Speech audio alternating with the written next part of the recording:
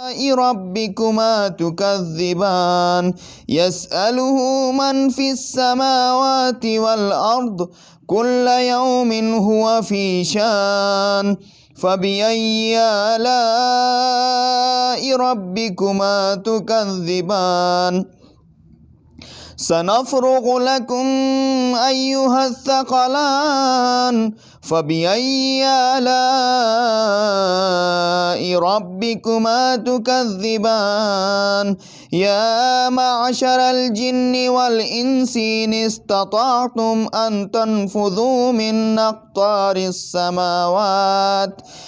أقطار السماوات والأرض فانفذوا لا تنفذون إلا بسلطان فبأي آلاء ربكما تكذبان يرسل عليكما شواظ من نار ونحاس فلا تنتصران فبأي آلاء ربكما تكذبان فإذا انشقت السماء فكانت وردة كالدهان فبأي آلاء ربكما تكذبان فيومئذ لا يسأل عن ذنبه إنس ولا جان فبأي آلاء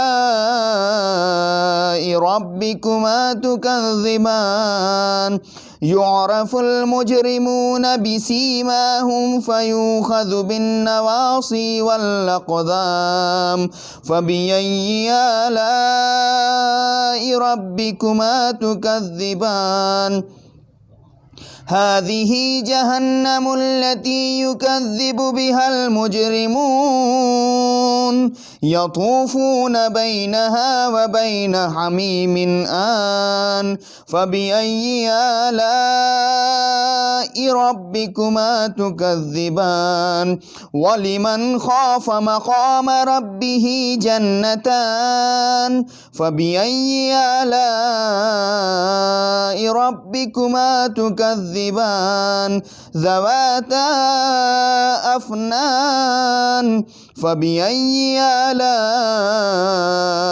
ربكما تكذبان فيهما عينان تجريان فبأي آلاء ربكما تكذبان فيهما من كل فاكهة زوجان فبأي آلاء ربكما تكذبان متكئين على فرش بطائنها من استبرق وجنى الجنتين دان فبأي آلاء ربكما تكذبان فيهن قاصرات الطرف لم يطمثهن إنس قبلهم ولا جان فبأي آلاء ربكما تكذبان كأنهن الياقوت والمرجان فبأي آلاء ربكما تكذبان هل جزاء الإحسان إلا الإحسان فبأي آلاء ربكما تكذبان ومن دونهما جنتان فبأي آلاء ربكما تكذبان مدهامتان فبأي آلاء ربكما تكذبان فيهما عينان نضاختان فبأي آلاء ربكما تكذبان فيهما فاكهة ونخل ورمان فبأي آلاء ربكما تكذبان فيهن خيرات حسان فبأي آلاء ربكما تكذبان حور مقصورات في الخيام فبأي آلاء ربكما تكذبان لم يطمثهن إنس قبلهم ولا جان فبأي آلاء ربكما تكذبان متكئين على رفرف خضر وعبقري حسان فبأي آلاء ربكما تكذبان تبارك اسم ربك ذي الجلال والإكرام صدق الله العلي العظيم.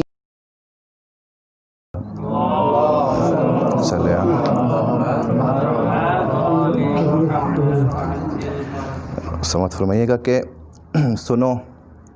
سنو میں کیا سنانا چاہتا ہوں، سنو میں کیا سنانا چاہتا ہوں، بہو کیا ہے بتانا چاہتا ہوں، بہو کیا ہے بتانا چاہتا ہوں، جو گھر کو گھر بنائے وہ بہو ہے، جو رشتوں کو نبھائے وہ بہو ہے، جو سب کے کام آئے وہ بہو ہے، سدا جو مسکرائے وہ بہو ہے، بنا رہتا ہے گھر جنت بہو سے، ہے گھر میں خیر اور برکت بہو سے، اور وفا کی ایک نشانی اس کو کہیے، وفا کی ایک نشانی اس کو کہیے، محبت کی کہانی اس کو کہیے، سسر ہے ساس ہے شوہر ہے دنیا، کہاں اس کے لیے باہر ہے دنیا، اور خوشی سے سب کی خدمت کر رہی ہے، بڑے چھوٹوں کی عزت کر رہی ہے، سحرتا شب فقط ہے کام اس کو،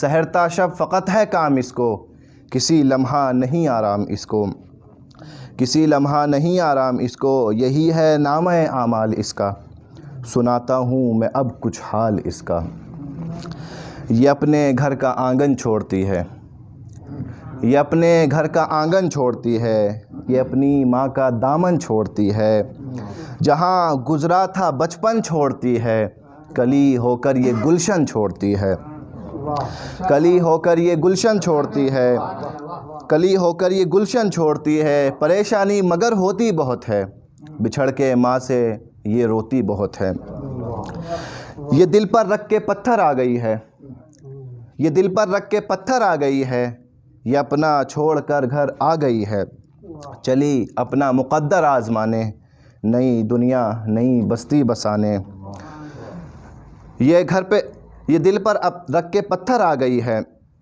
یہ اپنا چھوڑ کر گھر آ گئی ہے، چلی اپنا مقدر آزمانے، نئی دنیا نئی بستی بسانے، یہ بس دل میں ٹھکانا چاہتی ہے، یہ ہنسنے کا بہانہ چاہتی ہے، ذرا بیٹی سمجھ کر پیار کر لو، بہو بھی مسکرانا چاہتی ہے،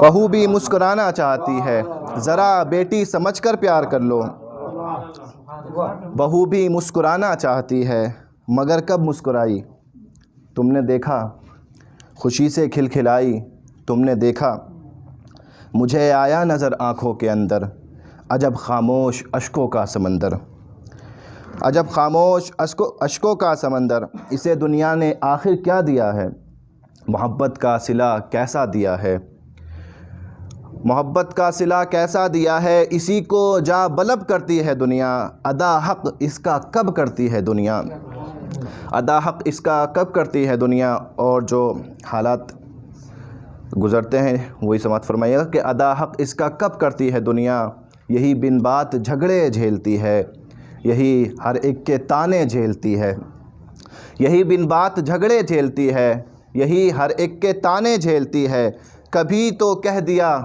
تو ہے پرائی، کبھی تو کہہ دیا تو ہے پرائی، کبھی تانا دیا کیا ساتھ لائی، کبھی تو کہہ دیا تو ہے پرائی، کبھی تانا دیا کیا ساتھ لائی، کبھی سنتی ہے گھر چھینا ہے تو نے، میرا لخت جگر چھینا ہے تو نے۔ کبھی تو کہہ دیا تو ہے پرائی، کبھی تانا دیا کیا ساتھ لائی، کبھی کہتی ہے گھر چھینا ہے تو نے، میرا لخت جگر چھینا ہے تو نے۔ کبھی شوہر کے سہتی ہے ستم یہ، سدا ہی جھیلتی رہتی ہے غم یہ۔ محبت پیار کیا دیتی ہے دنیا، کبھی گھر سے بھگا دیتی ہے دنیا، کبھی گھر سے بھگا دیتی ہے دنیا۔ اور آخری شعر کہ نہ در در کی اسے ٹھوکر کھلاؤ، نہ اس کے صبر کو تم آزماؤ، اسے بھی شاہزادی ہی سمجھ لو، یہ بیٹی ہے اسے بیٹی سمجھ لو، اسے بھی شاہزادی ہی سمجھ لو، یہ بیٹی ہے اسے بیٹی سمجھ لو، یہ بس دل میں ٹھکانا چاہتی ہے، یہ ہنسنے کا بہانا چاہتی ہے، ذرا بیٹی سمجھ کر پیار کر لو، بہو بھی مسکرانا چاہتی ہے۔ صلوات۔ بسم اللہ الرحمن الرحیم، الحمد للہ رب العالمین، الصلاۃ والسلام علی اشرف الانبیاء والمرسلین، وسید العرب والعجم، وجد الحسن والحسین ابی القاسم محمد،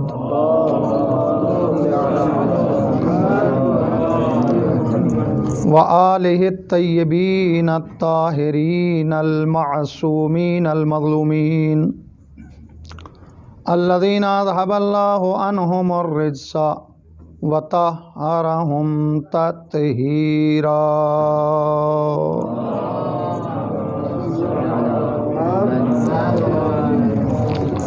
وَلَعْنَةُ اللَّهِ عَلَىٰ أَعْدَائِهِمْ أَجْمَعِينَ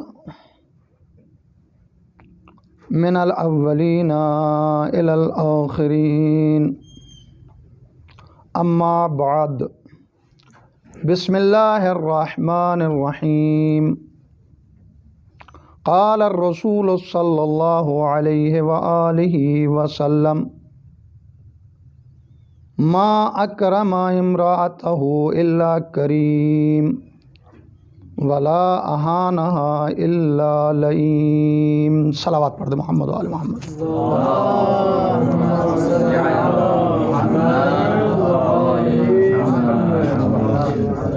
عزیزان گرامی،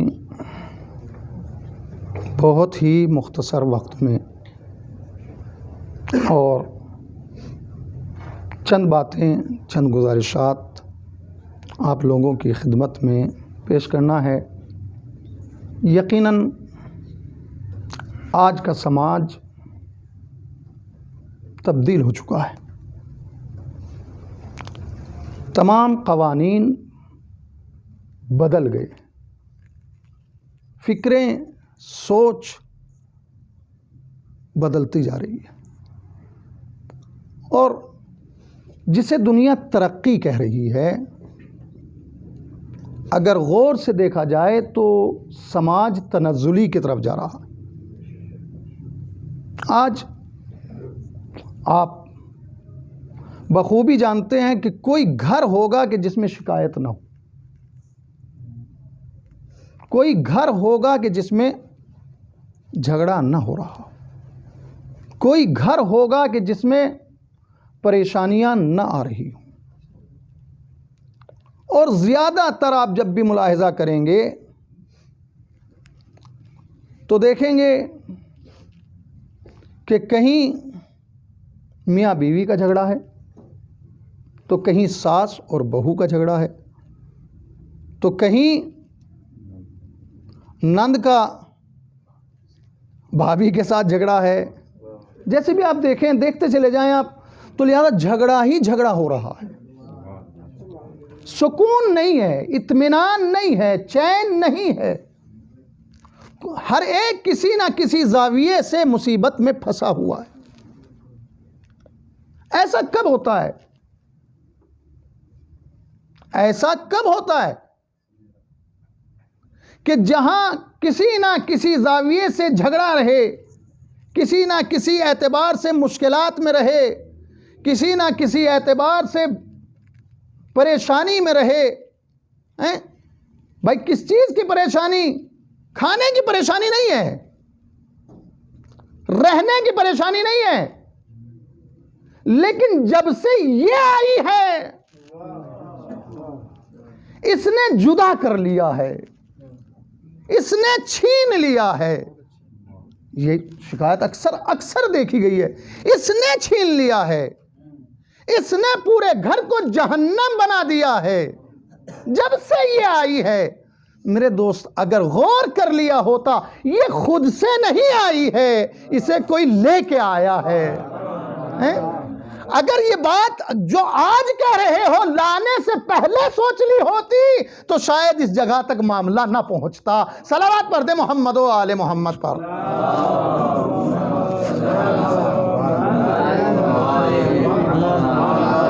جو بات لانے کے بعد سوچ رہے ہو وہ لانے سے پہلے ملاحظہ کر لیا ہوتا، اس کے بارے میں غور و فکر لانے سے پہلے کر لی ہوتی تو کبھی یہ جملے کہنے کی ضرورت نہ پڑتی۔ نہیں، آج کا ماحول میں نے بتایا طریقہ بدل گیا، بالکل بدل گیا۔ آج رشتہ جب ہوتا ہے تو کہتے ہیں کسی کو خبر ہونی نہیں چاہیے، کسی کو خبر ہونی نہیں چاہیے، کسی کو پتہ لگنا نہیں چاہیے، بس یہ ہمارے اور تمہارے درمیان ہے۔ ارے اگر کسی سے رشتہ کر بھی لیتے ہیں شروع میں تو کہتے ہیں اس سے بہتر کوئی نہیں، اس سے اچھی کوئی نہیں، اس سے عالی کوئی نہیں۔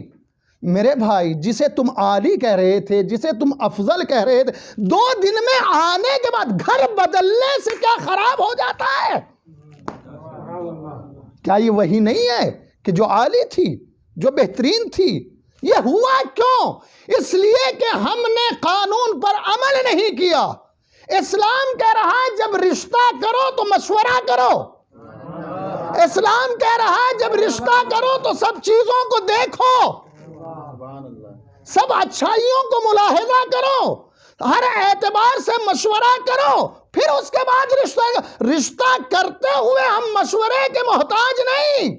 ہم چاہتے ہیں کہ چھپ چھپا کے رشتہ ہو، جو آشکار ہونا چاہیے تھا اسے چھپا دیا، اور جسے چھپانا چاہیے تھا اسے آشکار کر دیا۔ صلوات پڑھ دے محمد و آل محمد پر۔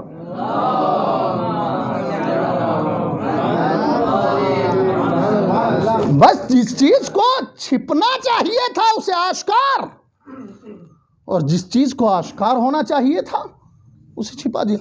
آیات آپ دیکھیں قرآن مجید میں، احادیث میں، جہاں بھی جائیں آپ دیکھیں واضح طور سے کہا کہ رشتہ کرتے ہوئے مشورہ لو، بلکہ ہر چیز میں غیبت، ہر چیز میں غیبت حرام ہے، لیکن کہتے ہیں کہ اگر رشتہ کرنا والا آپ سے کوئی مشورہ مانگ رہا ہے تو پھر غیبت کرنے میں بھی مذائقہ نہیں ہے، اس کی باتوں کو ظاہر کرنے میں مذائقہ نہیں ہے۔ تو یہاں کتنا اشکار کر رہا ہے، کتنا اشکار کر رہا ہے، لیکن ہمارا سماج، ہمارا ماحول، ہمارا طریقہ، ہمارا انداز اس کے بالعکس ہو رہا ہے۔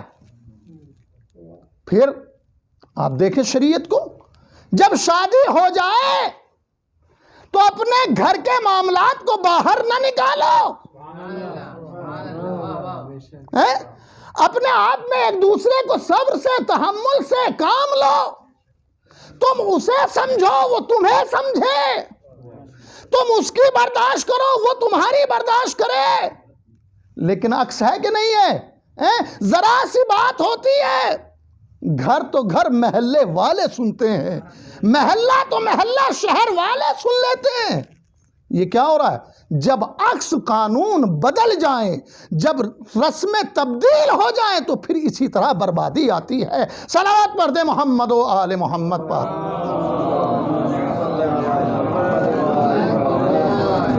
یہ سب قوانین کی تبدیلی، یہ سب رسم و رواج کا تبدیل ہو جانا، ہم سمجھ رہے ہیں ترقی کر رہے ہیں۔ آج ہمارا لگاؤ، ہم جب بھی شادی کرنے کے لیے جاتے ہیں کہتے کچھ ہیں، کرتے کچھ ہیں. رشتہ کرنے کے لیے جا رہے ہیں, چھپ کے جا رہے ہیں, چلیے چھپ کے بھی کر رہے ہیں, کوئی بات نہیں ہے. لیکن رشتے سے پہلے کہاں رشتہ کرنا چاہیے؟ فلاں جگہ. کیوں بھائی؟ ارے اچھا گھر ہے, اچھا مکان ہے, اچھی زمین ہے, اچھا مال ہے, اچھی دولت ہے, اس کے پاس سب چیزیں ہیں, لہذا اچھا دے گا, اچھا دے گا. جب نیت ابتدا ہی میں لینے کی بن رہی ہو, نیت ہی خالص نہ ہو, تو پھر نتیجہ کیا ہوگا؟ پھر نتیجہ بھی برا آئے گا. پہلے اسلام کو دیکھیں, اسلام کیا کہتا ہے کہ جب تم رشتہ کرنے جا رہے ہو تو تم اس کی صورت کو نہ دیکھنا, تم اس کے گھر کو نہ دیکھنا کہ گھر کتنا عالی ہے, کتنا بہترین ہے, کتنا کیا ہے, نہیں. سب سے پہلے اگر تم رشتے میں دیکھنا تو اس کی تعلیم کو دیکھنا کہ وہ پڑھی لکھی ہے کہ نہیں ہے, وہ دین کی پابند ہے کہ نہیں ہے. رشتے کی شرطوں میں سے ایک شرط ہے یہ. جب رشتہ کرو تو تم یہ دیکھو کہ وہ دیندار ہے کہ نہیں ہے. مال کو نہ دیکھنا, دولت کو نہ دیکھنا, شہرت کو نہ دیکھنا, بلکہ کس چیز کو دیکھنا؟ علم کو دیکھنا, تعلیم کو دیکھنا, اور پھر دین کو دیکھنا. اللہ اکبر. کسی نے کہا مولا یہ دین اور تعلیم کو کیوں؟ کہ دیندار کو دیکھیں کہ نماز پڑھتی ہے کہ نہیں پڑھتی ہے, قرآن پڑھتی ہے کہ نہیں پڑھتی ہے, اپنے دین کی پابند ہے کہ نہیں ہے. کیوں؟ کیا ضرورت؟ ارے اب تو ترقی کر جائے دنیا, اب کیا ضرورت ہے؟ کہا کہ یاد رکھو جو اپنے دین کی وفادار نہ ہوگی وہ کبھی تمہاری دنیا کی وفادار نہیں ہو سکتی. صلوات پڑھ دے محمد و آل محمد پر.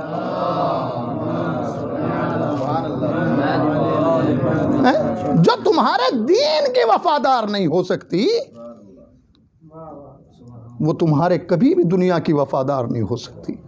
لیکن ہم جس کو اسلام نے منع کیا تھا ہم جا رہے ہیں اس کو دیکھنے کے لیے, اور جسے اسلام نے کہا تھا اس کو ہم دیکھنا ہی نہیں چاہتے. اس سے پہلے اور بھی ہے, آپ دیکھیں, کہا کہ ایک مرد کے لیے ضروری ہے جب وہ کسی عورت کو اختیار کرنا چاہتا ہے, جب وہ کسی کو اپنے گھر ملانا چاہتا ہے, تو اس کے لیے لازم ہے کہ وہ اپنی بیوی کو نہ دیکھے بلکہ آنے والے بچوں کی ماں تلاش کرے.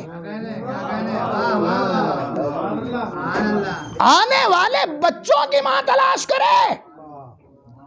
لیکن ہمیں بچوں, ارے جو ہوگا ہو جائے گا, چھوڑیے, ہمیں تو اپنے سے کام ہے. تو میرے دوستو جب اپنے سے کام ہے تو پھر حالات ایسے ہی بنتے چلے جاتے ہیں. قرآن نے, شریعت نے, دین نے جتنی تاکید عورت کے اوپر کی ہے, آپ دیکھیں عورت کیا ہے, لیکن ہم نے عورت کو ایک غلام سمجھا ہے, عورت کو ایک کنیز سمجھا ہے, عورت کو ایک ہم نے ذلیل ترین مخلوقات میں سمجھا ہے. بہت جگہ تو تعبیر کرتے ہیں عورت کیا ہے؟ پیر کی جوتی ہے. اسی سے تعبیر کرتے ہیں یا نہیں کرتے ہیں؟ اگر آپ نے سنا ہوگا, حتماً بزرگان بیٹھے ہیں, پیر کی جوتی ہے. نعوذ باللہ من الشیطان الرجیم. لیکن نبی کہہ رہے ریحانتن, جسے ہم جوتی سمجھ رہے ہیں اسے نبی پھول کا درجہ دے رہے ہیں. اور پھول کی خاصیت یہ ہوتی ہے کہ ہر ایک انسان اس سے قریب ہونا چاہتا ہے, ہر ایک انسان اس کی خوشبو سے فیضیاب ہونا چاہتا ہے. اور جوتے کی خاصیت یہ ہوتی ہے ہر ایک اس سے دوری اختیار کرنا چاہتا ہے, دوری اختیار کرنا چاہتا. تو میرے دوستو یاد رکھو, اگر گھر میں جوتی بنا کے لا رہے ہو تو گھر لعنت بنتا چلا جائے گا, اگر پھول بنا کے لا رہے ہو تو گھر خوشیوں سے تر ہو جائے گا, خوشبو سے تر ہو جائے گا. ریحانہ کہا ہے, لیکن ہم نے نہیں, یہ تو نبی نے محبت میں کہہ دیا. آج یہ بھی ایک مصیبت ہے آج یہ بھی ایک مصیبت ہے. ریحانہ کہا کہ نہیں محبت میں کہا ہے. نبی کے یہاں محبت قرابت رشتہ داری نہیں چلتی. جو ہوتا ہے وہ واضح طور سے بیان کر دیتے ہیں نبی. قرآن کے یہاں بھی رشتہ داری عزیزداری قرابت نہیں چلتی. اگر سگا چچا خراب ہوتا ہے تو تبت یدا ابی کہہ دیتا ہے قرآن, کسی کا لحاظ نہیں کرتا. لیکن اگر دور کا بھی ہوتا ہے بہترین ہوتا ہے. السلمان منا اہل البیت کہتا ہے. صلوات پڑھے محمد و آل محمد پر.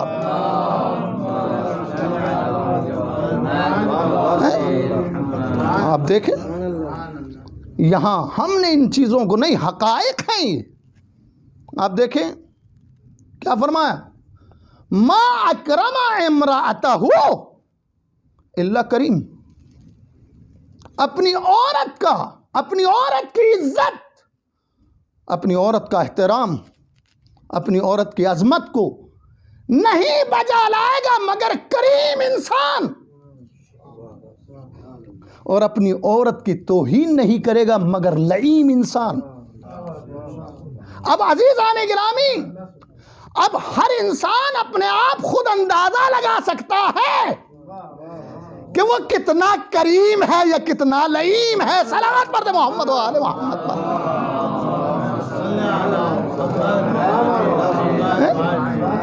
کسی سے پوچھنے کی ضرورت نہیں ہے,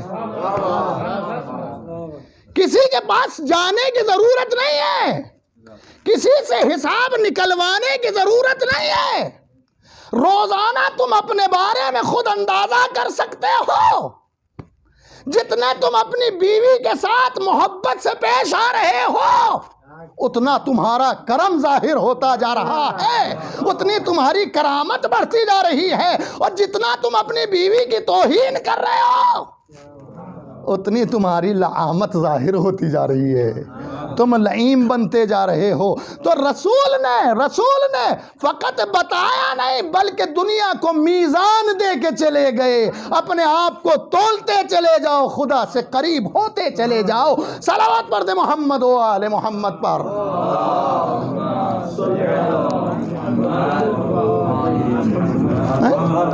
اپنے گھر میں تمہارے میزان ہے, تمہارے گھر میں میزان ہے. تم اپنے ترازو میں اپنے آپ کو تول لو خود کہ تم کہاں تک کریم ہو اور کہاں تک لعیم ہو. میرے دوستو, یقیناً ہم نے عورت کو سمجھا نہیں. اکثر علماء نے عورت کو 3 حصوں میں بانٹا. اکثر علماء نے 3 حصوں میں بانٹا. یہ عورت ابتدا میں لڑکی ہوتی ہے, بیٹی ہوتی ہے, وسط میں یہ بیوی ہوتی ہے, اور آخر میں یہ ماں ہوتی ہے. انہی 3 حصوں میں تو اکثر نے بانٹا ہے. لیکن خدا کی قسم آپ دیکھیں, عورت کے لیے کہہ رہا ہوں, بڑا جملہ یاد رکھیے گا, خدا کی قسم احادیث میں جا کے آپ ملاحظہ کریں گے تو 3 حصوں میں عورت کے ساتھ جنت کی ضمانت لی. دنیا کی نہیں, فقط دنیا کی نہیں, جنت کی ضمانت لی کہ یہ تمہاری جنت کی ضامن ہے. فرمایا من کانت عندہ بنتان, وہ جس کے پاس 2 بیٹیاں ہوں, 2 بیٹیاں ہوں. آج بار سمجھتے ہیں بیٹی کو, آج زحمت سمجھتے ہیں بیٹی کو, آج چہرے لال پیلے پڑ جاتے ہیں بیٹی سے. فرمایا, نبی فرما رہے ہیں, میں نہیں, نبی فرما رہے ہیں, من کانت عندہ بنتان, جس کے پاس 2 بیٹی ہوں, فاحسن تربیتہما وتہذیبہما کفلت لہ الجنہ. جس کے یہاں 2 بیٹیاں ہوں, اگر اس نے ان کی بہترین تربیت کی, بہترین پالا انہیں, وتہذیبہما, اور انہیں بہترین آداب سکھائے, کفلت لہ الجنہ, تو وہ دونوں بیٹیاں اس کی جنت کی ضمانت ہیں. عزیزان گرامی, بڑا جملہ ہے, بڑا جملہ ہے, خدا کی قسم. اور نبی کے الفاظ ہیں، کیونکہ میرے الفاظ ہوتے تو ممکن ہے میں ادھر سے ادھر ہو جاؤں، ان کا کوئی میزان و معیار نہیں، غلط بھی نکل سکتے ہیں، صحیح بھی نکل سکتے ہیں، لیکن نبی کا ہر جملہ نپا تلا ہوتا ہے۔ ہماری سمجھ کا تو قصور ہو سکتا ہے، نبی کے الفاظ غلط نہیں ہو سکتے ہیں، نبی کے الفاظ غلط نہیں ہو سکتے ہیں۔ کیا فرمایا؟ کفلت لہ الجنہ، جنت کی کفالت ہے، جنت کی ضمانت ہے۔ میرے دوستو ایمانداری سے مجھے بتائیں، جنت کے لیے آج پوری دنیا کوشاں، نماز کیوں پڑھ رہے ہو؟ جنت میں جائیں گے۔ روزہ، حج، زکوٰۃ، خمس، تمام اعمال آپ پوچھتے چلے جائیں تو کیا کہتے ہیں؟ جنت جنت جنت۔ لیکن کوئی نماز پڑھ کے یہ ضمانت لے سکتا ہے کہ میں جنت میں جاؤں گا؟ میں نے نماز پڑھی ہے، میں جنت میں جاؤں گا، یہ ضمانت ہے؟ نہیں، ضمانت کہا کہ اللہ جانتا ہے، اللہ جانتا ہے، قبول کرنے والا وہ ہے، فلا کرنے والا وہ ہے۔ لیکن یہاں پہ یہ دو بیٹیاں اگر تم نے صحیح تربیت کر دی، یہاں پہ نبی فرماتے ہیں یہ جنت کی ضمانت ہے، اگر تم نے صحیح تربیت کی ہے تو تمہیں کسی سے پوچھنے کی ضرورت نہیں ہے، تمہارے پاس ضمانت ہے۔ ایک صلوات پڑھے محمد و آل محمد پر۔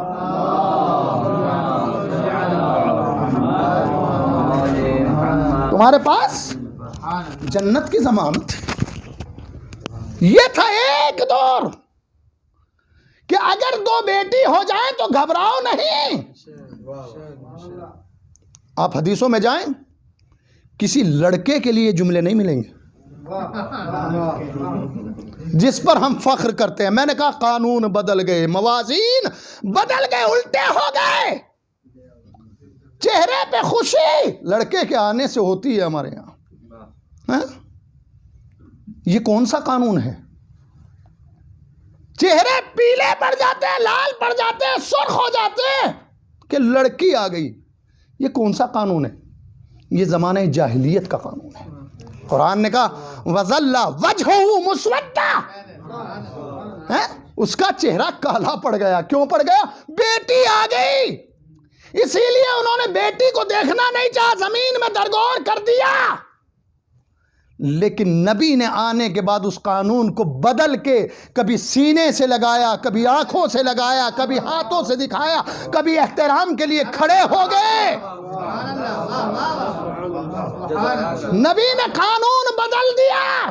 اب اگر کوئی جہالت کی طرف جانا چاہ رہا ہے تو وہ اپنے کارستانی سے خود دیکھ سکتا ہے، اور اگر جنت کی طرف جا رہا ہے تو اپنی کارستانی سے خود اندازہ کر سکتا ہے۔ صلوات پڑھے محمد و آل محمد پر۔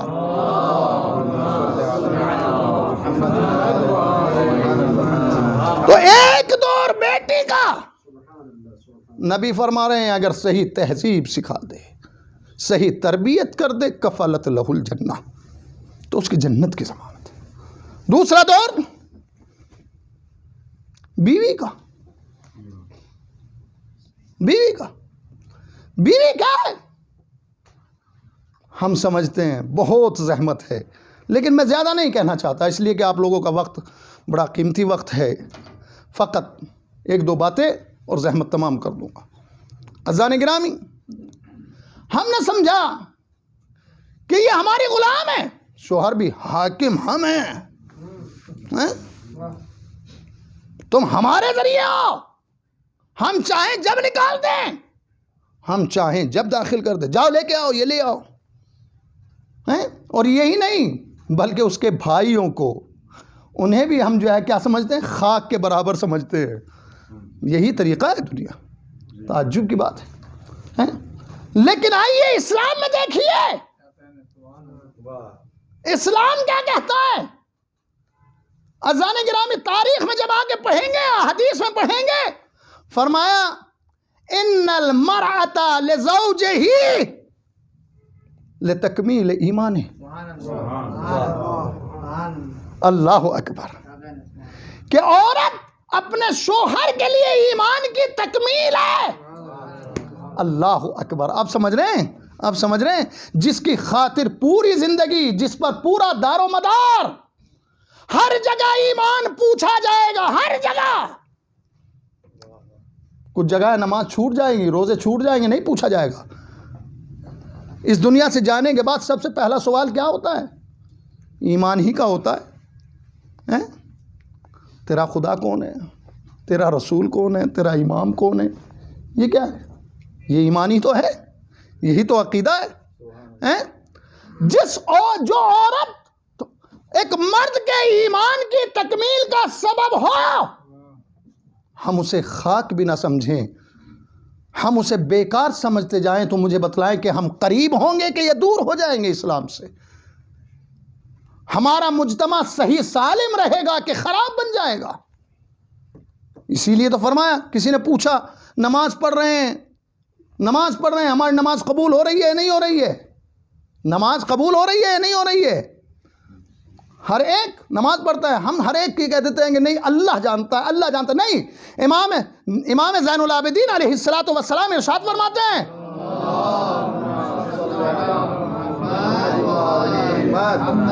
کہ تم اپنے بارے میں زیادہ بہتر جانتے ہو، نماز تمہاری قبول ہو رہی ہے کہ نہیں ہو رہی ہے، تم اللہ کے قریب جا رہے ہو کہ نہیں جا رہے ہو۔ کہا کہ یمنا رسول اللہ، ہم کیسے جانیں؟ کہا کہ قرآن نہیں پڑھا؟ کہا کہ کیا؟ ان الصلاۃ تنہی عن الفحشاء والمنکر، نماز تمہیں برائیوں سے اور منکرات سے روکتی ہے۔ کہا کہ تو پھر کیا ہوا؟ کہا کہ یاد رکھو، نماز پڑھ رہے ہو اور فحشاء کو انجام دے رہے ہو تو خدا سے دور ہو رہے ہو، نماز کے باوجود خدا سے دور ہو رہے۔ جتنا تمہاری نماز تمہیں گناہوں سے روک رہی ہے، اتنا خدا سے قریب ہوتے جا رہے ہو۔ جتنا تم اپنی بیوی کے ساتھ اچھے بن رہے ہو، اتنا تمہارا ایمان مکمل ہوتا جا رہا ہے، اتنا تمہارا ایمان کامل ہوتا جا رہا ہے، اور جتنا تم اس کے لیے پیچ داؤ کھیل رہے ہو، اتنا ہی ایمان سے دور ہوتے جا رہے ہو۔ صلوات پڑھ دے محمد و آل محمد پر۔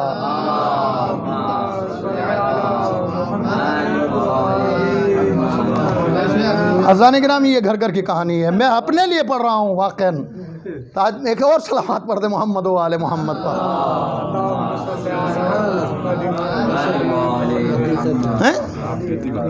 جتنا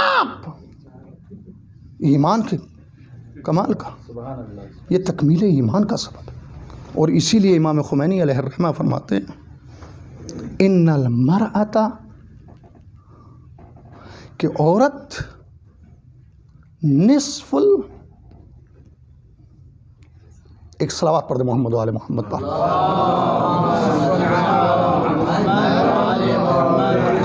فرمایا کہ عورت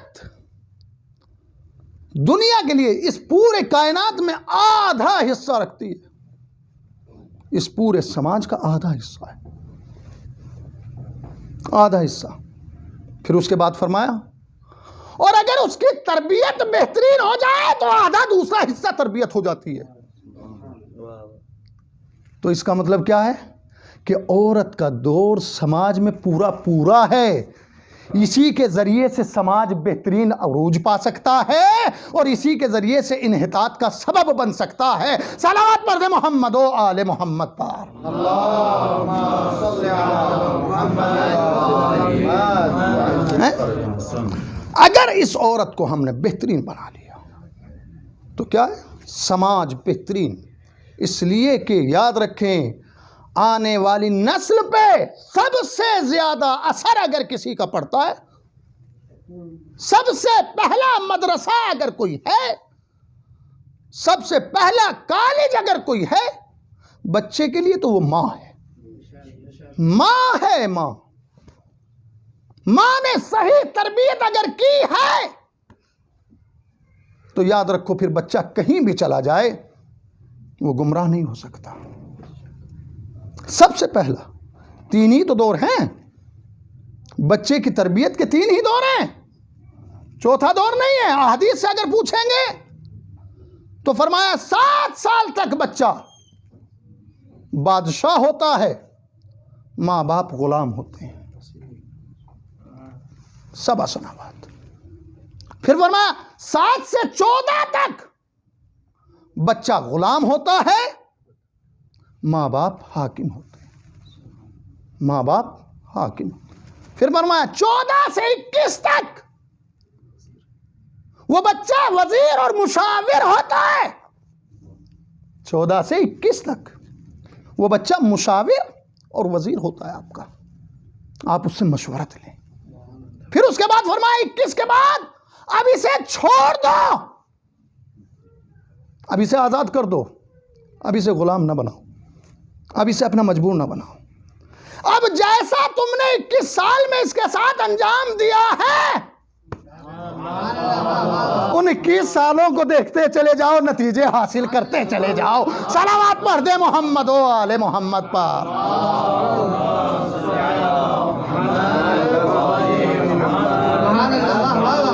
اب اس سے نتیجے لو. جیسا تم نے اس کے ساتھ انجام دیا ہے وہ سب ملتا چلا جائے گا، سب ملتا چلا جائے گا. لیکن ہم بالعکس، میں نے کہا قوانین عکس ہو گئے. ہمارے ہاں بچے پر نظر کب ہوتی ہے؟ بچے پہ نظر کب ہوتی ہے؟ کب ہم اس کی طرف دیکھتے ہیں؟ جب 18 سال کا ہو جائے، جب 19 سال کا ہو جائے. اور وہ بھی کس لیے؟ مال کے لیے، ہیں؟ پیسے کے لیے. اسی لیے نظر ڈالتے ہیں ہم اس کے پر. اس سے پہلے تو ہم کہتے رہتے بچہ ہے بچہ ہے بچہ ہے، بچہ ہے بچہ ہے بچہ ہے. تو میرے دوستو، جب تم نے ہی قانون کا لحاظ نہ رکھا تو بچہ پھر تمہارا لحاظ کیسے کرے گا؟ وہ تمہیں کیسے فیض پہنچائے گا؟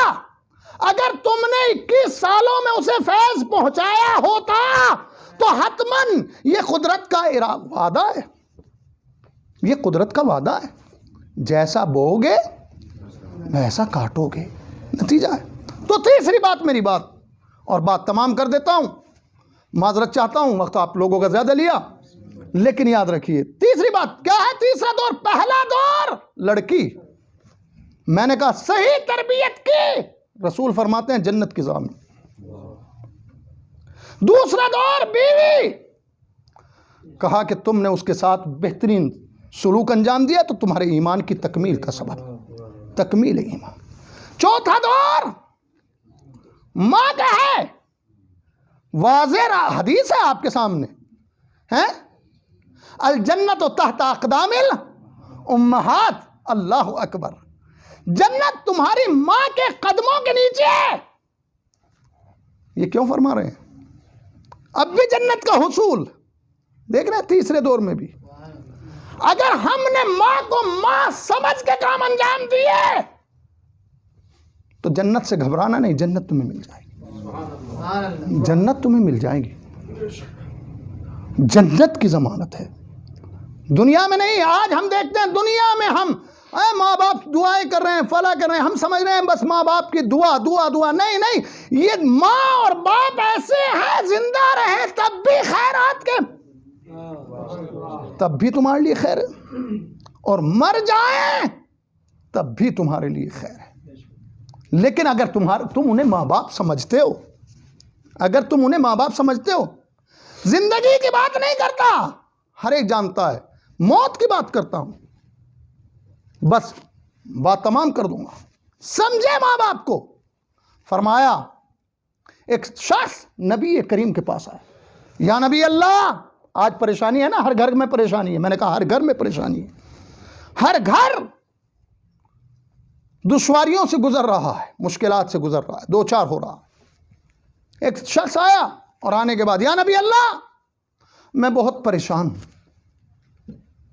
جس راستے پر بھی قدم رکھتا ہوں پریشانیاں ہی پریشانیاں، زحمات ہی زحمات ہیں. نبی نے فرمایا تمہارے ماں باپ زندہ ہیں؟ جاؤ ان سے دعا کراؤ.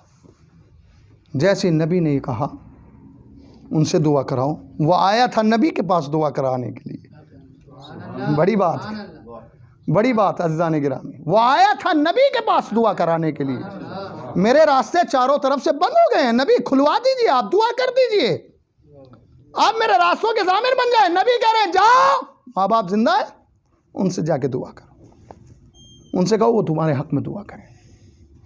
کہا کہ یا نبی اللہ، یا نبی اللہ، ماں باپ تو زندہ نہیں ہیں، وہ تو دنیا سے جا چکے۔ کہا کہ کوئی بات نہیں، کوئی بات نہیں، قبرستان جاؤ اور قبرستان میں جا کے ان کی قبر پر فاتحہ پڑھنا، جاؤ۔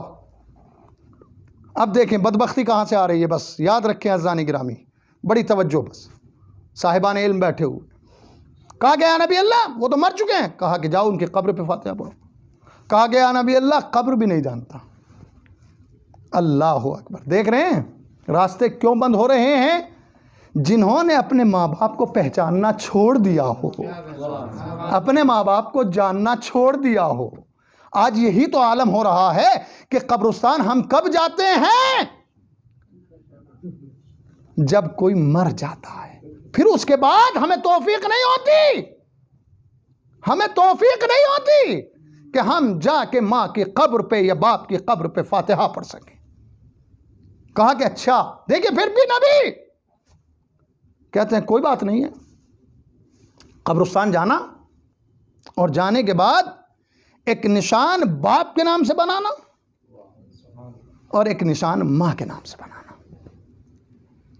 اور اس نشان کو باپ کی قبر تصور کرنا اور دوسرے نشان کو ماں کی قبر تصور کرنا، اور ان دونوں کے لیے فاتحہ پڑھنا۔ انشاءاللہ تمہاری مشکل آسان ہوتی۔ میں کہوں گا یا نبی اللہ کہاں اتنی لمبی زحمت بتلا رہے ہو؟ یہ آپ کے پاس دعا کے لیے آیا تھا، یہ آپ سے دعا کرانے آیا تھا، آپ دعا کر دیتے معاملہ حل ہو جاتا۔ کہا کہ آج تو میں موجود ہوں، آج تو میں موجود ہوں، میں دعا کر دوں گا، چلیے، لیکن میں آنے والی نسلوں کے لیے راستہ کھولنا چاہتا ہوں کہ جب بھی مشکلات میں گرفتار ہونا تو اپنے ماں باپ کو یاد کرنا، تمہارے لیے مشکلات دور ہوتی چلی جائیں گی۔ صلوات پڑھ دے محمد و آل محمد پر۔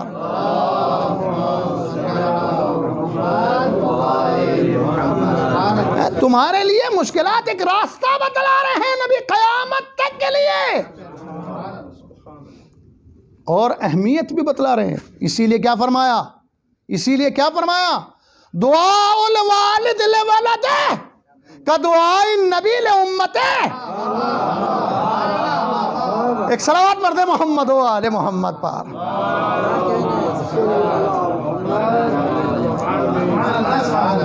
دعاء الوالد لولدہ کا دعاء النبی لامتہ، کہ ماں باپ کی دعا ایک بچے کے حق میں ایسی ہے جیسے ایک نبی کی دعا اس کی امت کے حق میں ہو۔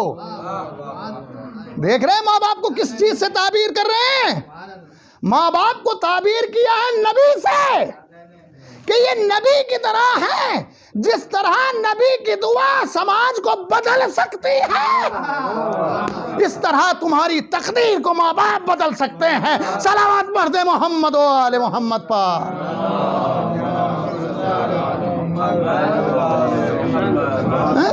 ماں باپ بدل سکتے ہیں، لیکن ماں باپ کو ماں باپ سمجھ لو۔ حقیقت میں ہم قانون اسلام پہ عمل کرتے چلے جائیں، بس آخری جملہ عزیزان گرامی یاد رکھیے گا، ہمیں کسی کو اسلام میں لانے کی ضرورت نہیں ہے، ہمیں دھکے کھانے کی ضرورت نہیں ہے، ہمیں سڑکوں پہ روڈ پہ گھومنے کی ضرورت نہیں ہے۔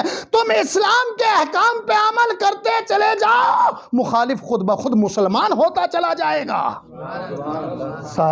بڑا جملہ ہو گیا، نہیں میں صحیح کہہ رہا ہوں۔ تربیت، اگر ہم اسلام کی تربیت پہ عمل کر لیں تو یہی تبلیغ اسلام خود بخود بنتی چلی جائے گی، مخالف خود بخود آتے چلے جائیں گے۔ آخری جملہ ہے میرا، جملہ یاد یہ ماں حسن تقریر کا عزیزان گرامی، ماں باپ چوتھے امام ہیں۔ ایک عیسائی ہے، آ کے کہتا ہے فرزند رسول کلمہ پڑھا دیجئے۔ چوتھے امام نے کلمہ پڑھایا، جوان ہے، عیسائی تھا، مسلمان نہیں تھا۔ کافر نہیں تھا، عیسائی تھا، کلمہ پڑھ کے جانے لگا۔ چلتے ہوئے خیال آیا میں تو مسلمان ہو گیا، میں نے تو کلمہ پڑھ لیا، لیکن میری ماں ابھی تک اپنے مذہب پہ اڑی ہوئی ہے، وہ ابھی تک بھی عیسائی ہے، وہ ابھی تک بھی اسی پہ اپنے، اور یقیناً بوڑھے جو ہوتے ہیں نا ان میں تھوڑا سا سختی ہوتی ہے، وہ جلدی سے آسانی سے بات کو قبول نہیں کرتے۔ جوان ہے ایک جلدی سے قبول کر لیتا ہے، کیونکہ ارض الخالیہ ہے، یقیناً یہ بہت جلدی، اسی لیے نبی نے، آپ تاریخ نبی کو اگر آپ پڑھیں گے، نبی نے جس کو بھی اپنی جانب سے بھیجا ہے تو اس جوان کو بھیجا ہے، اس لیے کہ اس میں کرنے کی صلاحیت ہوتی ہے۔ صلوات پڑھ دے محمد و آل محمد پر۔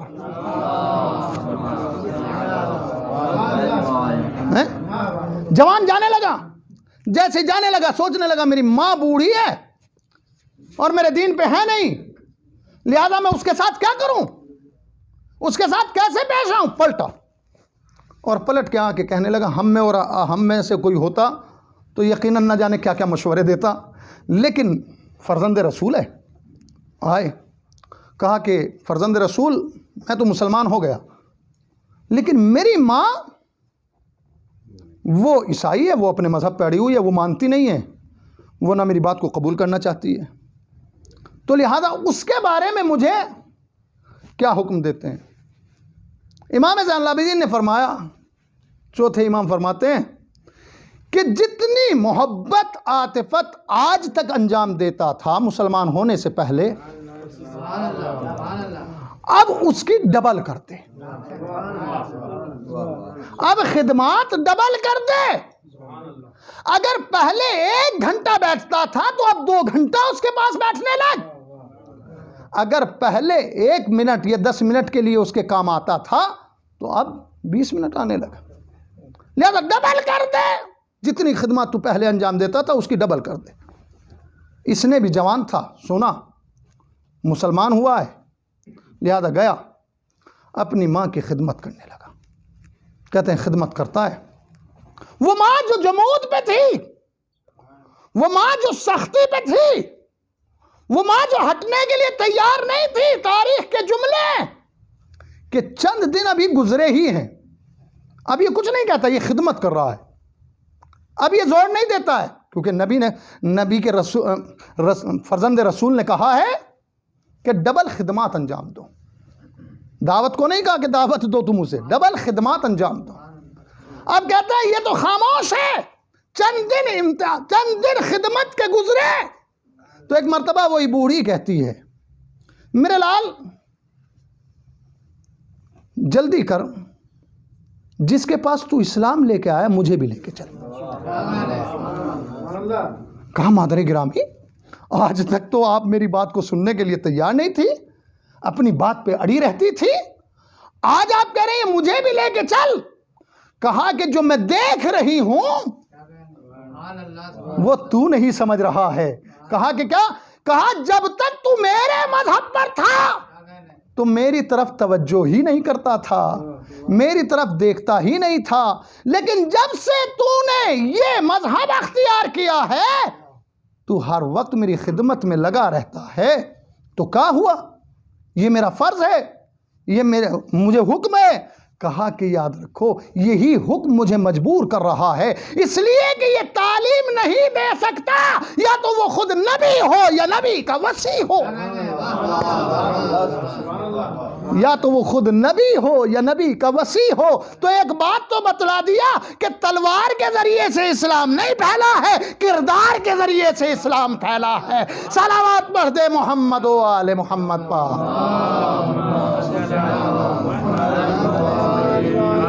یہ کردار تھا، لیکن اس کردار کی اہمیت کو نہ سمجھا گیا۔ صاحبان جہاں سے اسلام چلا تھا، جنہوں نے اسلام کی دعوت دی تھی، ان کو سمجھا نہ گیا، ان کا پاس نہ رکھا گیا۔ عزیزان گرامی، اسی لیے تو کربلا سخت ترین کربلا، جنہوں نے آداب اسلام سکھائے تھے، انہی کو مظالم میں گرفتار کر لیا گیا۔ کیسے مظالم؟ اس گھر کے تعلیم یافتہ کون ہے؟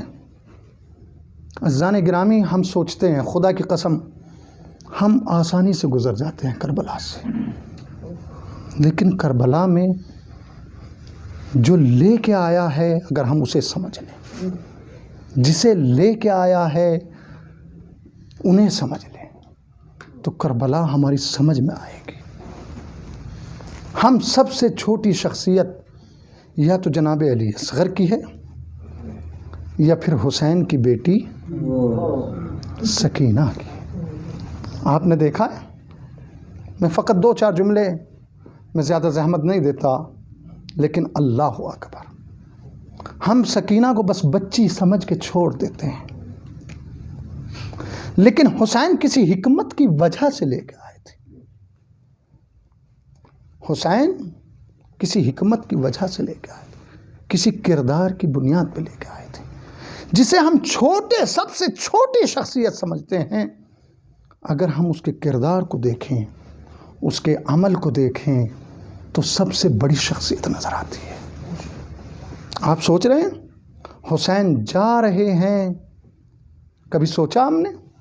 حسین جا رہے ہیں تب بھی جناب زینب کو کہہ رہے ہیں میری اس بیٹی کا خیال رکھنا ہے۔ سنا ہے نا آپ نے؟